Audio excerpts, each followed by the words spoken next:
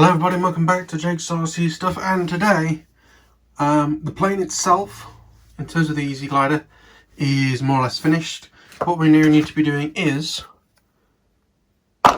converting that to FPV. So the equipment that we need to fit in is we have our analog pan servo, so it does more movement. We have our video transmitter, and we also have our run cam, let me get the name of this right. Run cam split hybrid.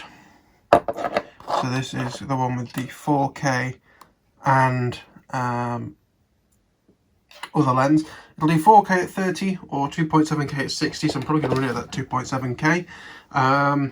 It does have quite a long lead on, and this one you can change the settings by using a QR code.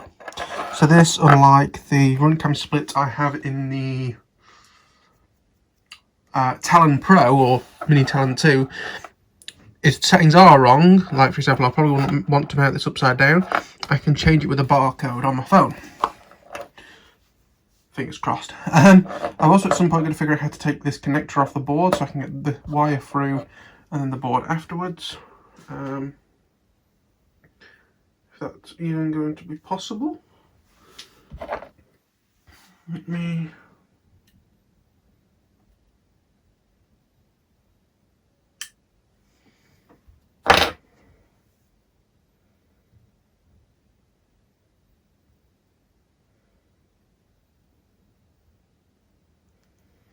I need to double check if that's possible or not, otherwise this might be an absolute nightmare to do. And that's the problem with these split cameras. They are designed for mini quads, so when you try and use them on fixed wing, they are a bit of a nightmare. On the Talon Pro, the board is just sat next to it, so the camera's sort of like that. Also means it's good for airflow, but I want this one to be in the canopy.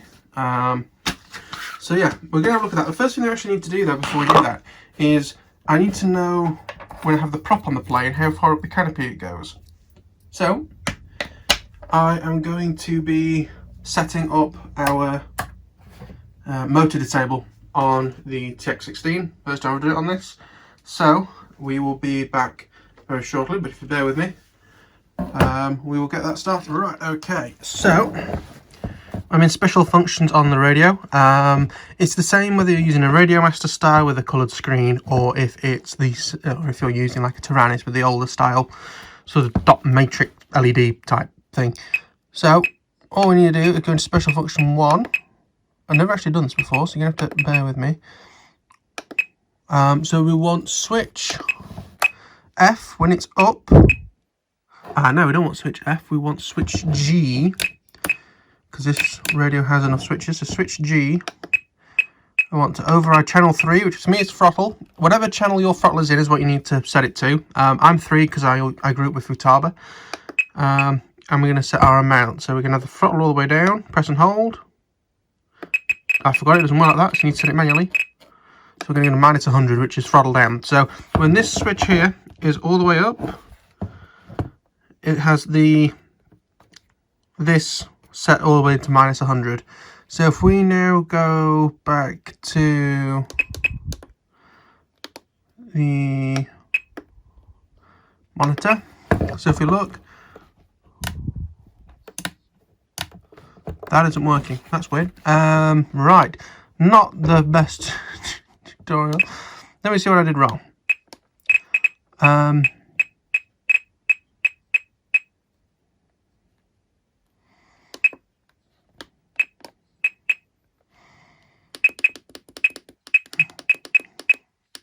I think I need to, okay, what you need to do is you need to tick this thing at the end. I don't know why that's a thing. But now if I go into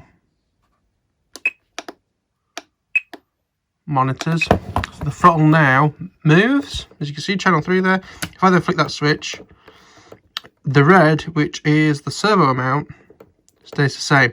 So my understanding is that red is the what's being sent to the receiver, whereas the grey is what the sticks are doing. So excellent. Right, let's return. So that is our throttle safety now deployed. So if needed, we can have that activated. On the X7, I have it on this switch, but I don't use it on this radio because I've got the switch that I use for all of my non-FPV planes there, so we'll use that. Now, we can get the props on, and then we can see what's going on. I haven't done the direction of the motor yet. Maybe we should do that first. Yes, because then we can also test our safety switch. So, throttle down.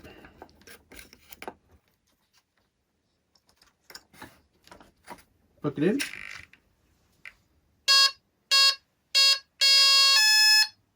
Okay. So you see our throttle doesn't work. Flick the switch. That does work. It's a little bit rattly because it's got stuff stuck to the stuff. Technical, I know. I'm trying to debate what to do with these wires, whether they need gluing in the bottom.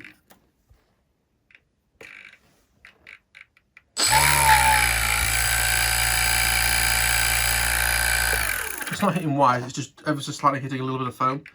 As you see, I've tried cutting it out and not made the best results. This, I haven't actually programmed this in yet, but this servo lead is for our pan servo. But we can install our, let's see which direction that motor is going.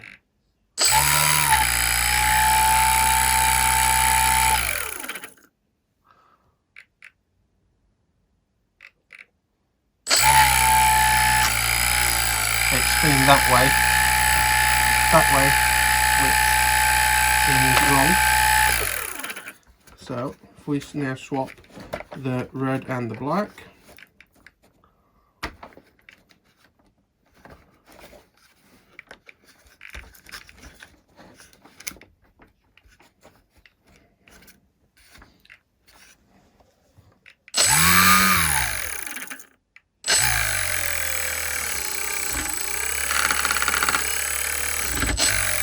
yeah, so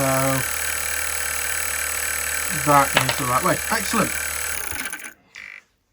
Obviously be very careful putting your fingers in stuff like that. You're better, if anything, using this, because you can feel it without it like killing you. Anyway, we are going to unplug it for now, and we will drop whatever that was on the floor, a lens cover.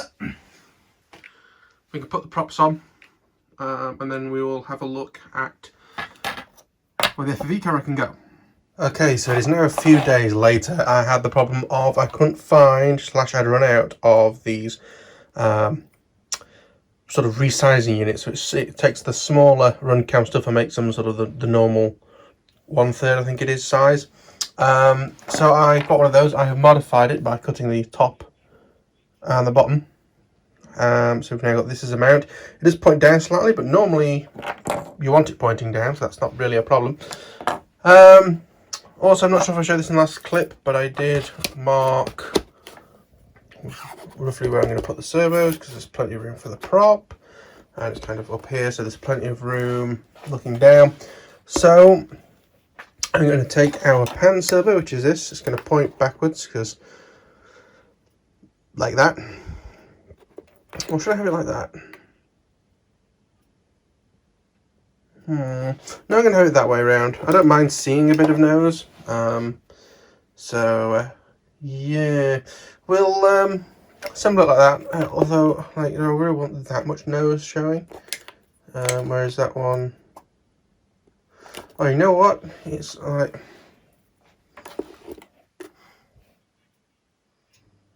okay, I'm going to have it forward, I've decided. I normally have it backwards to show as much as possible, but it's so far back anyway. We'll see how we get on. So I'm going to cut the hole, and I'll be back with you very shortly. Okay, so I have fucked up slightly, and as you can tell, that servo in the middle, the joy. So I'm going to have to try and move that over and put some foam on the other side to get that roughly in the middle. Hooray! Okay, so I have installed the mount on the servo arm. The servo is all glued in. I've also punched a hole through here, disconnected the lead from the board to get the lead through, and this is going to go upside down, but luckily we can change which direction it is, supposedly, via using a QR code.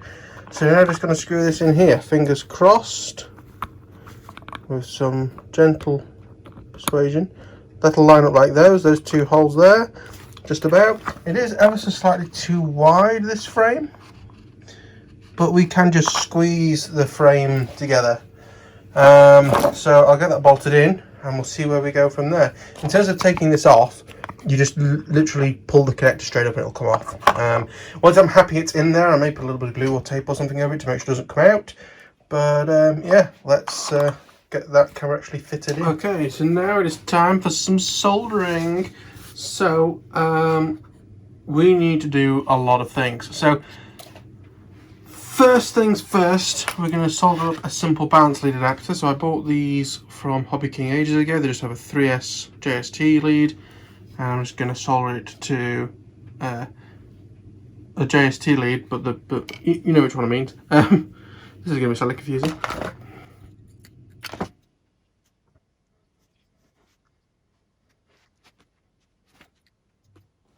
Okay, these are really good because they're actually quite hard to get those pins out. I've also got these, so this is going to blip. Need to grab heat shrink.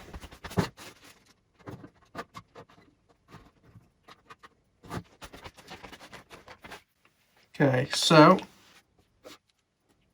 just dealing with the ends.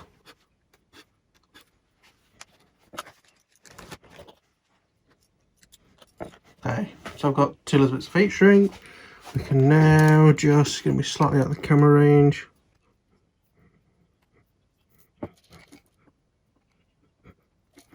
Right, so I've tint.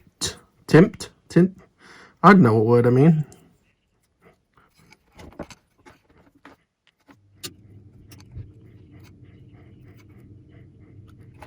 Okay.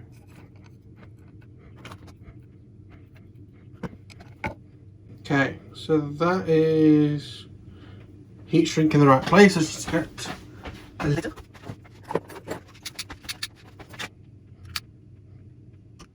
Okay, so that is that adapter sorted. I've technically done that the wrong way around, but never mind. This should have been on that end, but never mind. Never mind. So now we've got our video transmitter.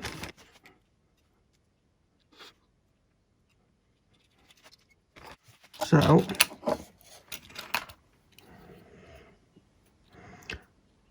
plus and minus there is what I'm soldering up this JST to.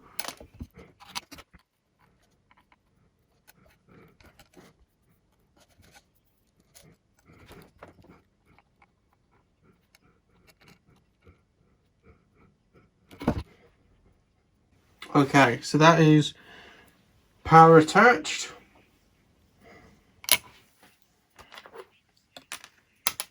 I'm also going to do this the wrong way around, but with this I do have adapters. So I'm going to have this, what I call a male servo lead.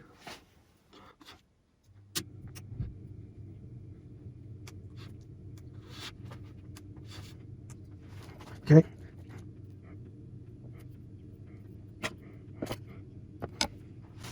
Okay, so on here we have VID. Oh fuck.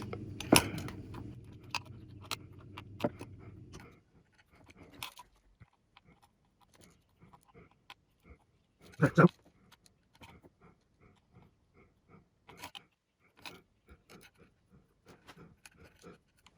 It's the wrong way around than what it should be compared to a normal lead, which is kind of annoying, so don't make that mistake. Ground is in the middle.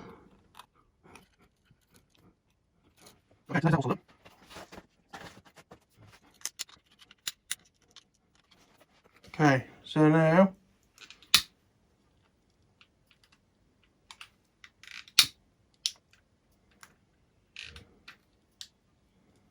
oh great, it went straight through the heat shrink. That's some nice high quality heat shrink that comes with these then. I've got some heat shrink tube over here that might do.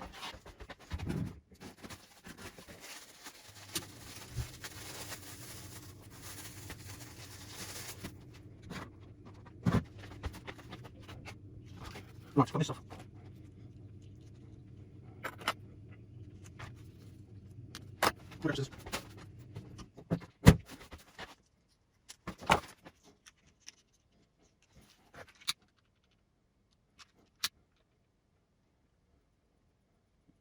So I'm just okay,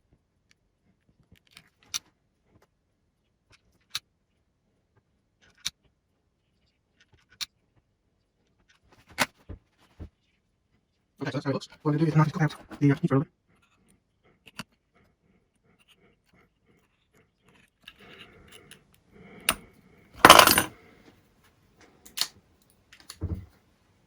Not the best job I've ever done of that, but it's there.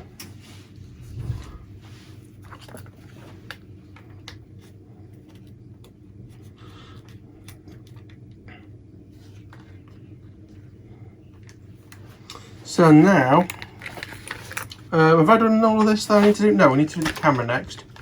So this is the cable that comes with it. It's double-ended. I don't know why Runcam don't do proper connectors. This is a common complaint I have about them. You get the cheapo no-name ones I have Futaba connections on the end. So just a bit of a pain in the arse. But never mind. So basically all we're doing is we're soldering this connector onto this lead.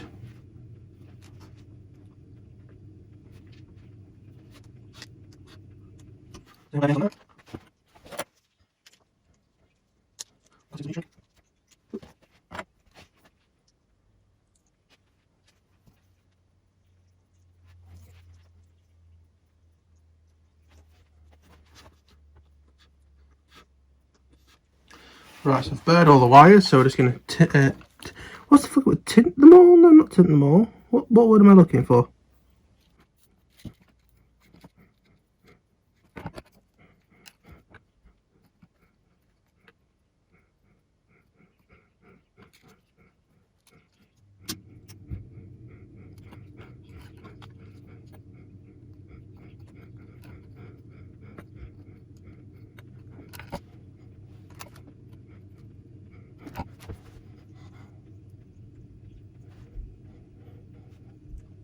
Okay, so I got disrupted in the middle of that, but all the wiring is now finished. So we've got our camera going into our recording board, which I've just remembered I need to buy a SD card for, and the wire going out and being fed up to our video transmitter, which I've modified so that I can actually see the lights to see what channel I'm on.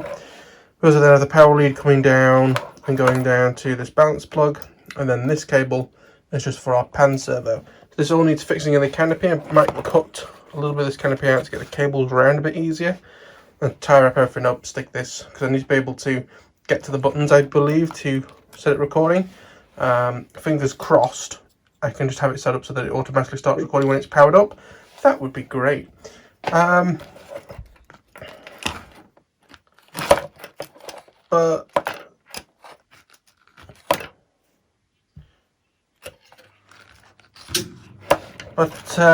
Yeah, I'm going to leave it there for now. There's probably going to be another episode on this where we get everything finished up.